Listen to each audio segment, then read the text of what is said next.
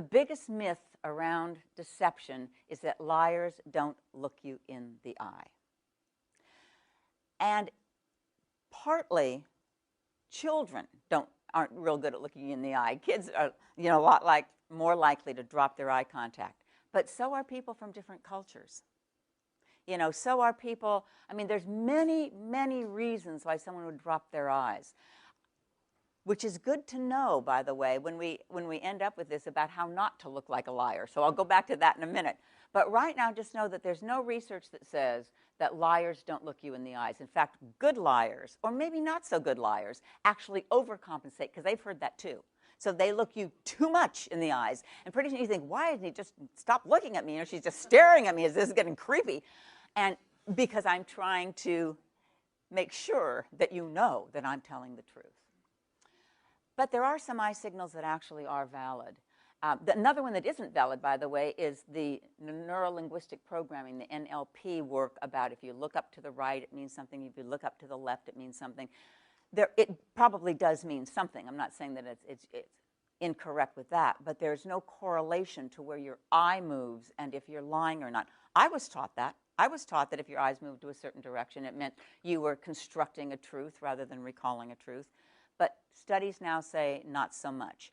What is true, though, because I've tested this on my sister, is if you know where people's eyes go when they are in their truth baseline, when you say, do you have, I know you know a couple people who work here. Who are they? And you see them, oh, yeah, it was Francis and then Jacob. And you notice where their eyes go, and then you ask them something later, and their eyes go to the other side as if they're getting information from another part of their brain. That would be telling, regardless of which side their eyes go to.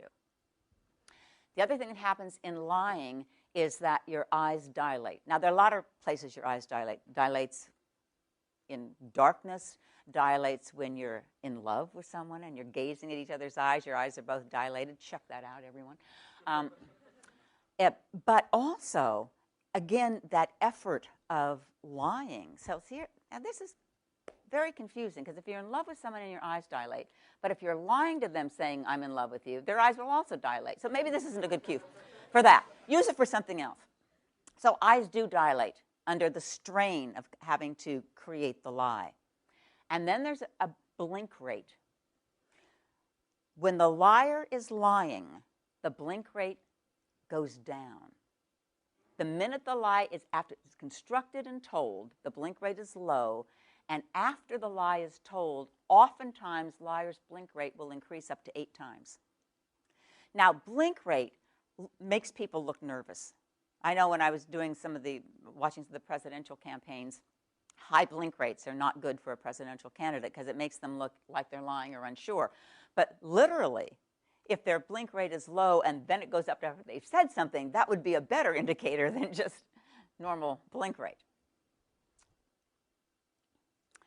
And emotional incongruence. This is where I think a lot of people who are good at detecting lies find it's kind of that gut feeling you get when something is off.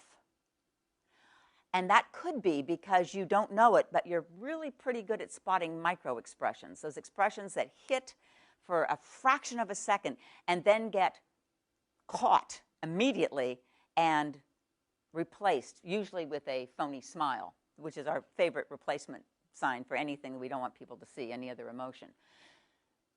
When something is off, when something with their body language is off, when someone says, like an executive that I saw speak, was asking for questions, and he said, now I'm open for questions.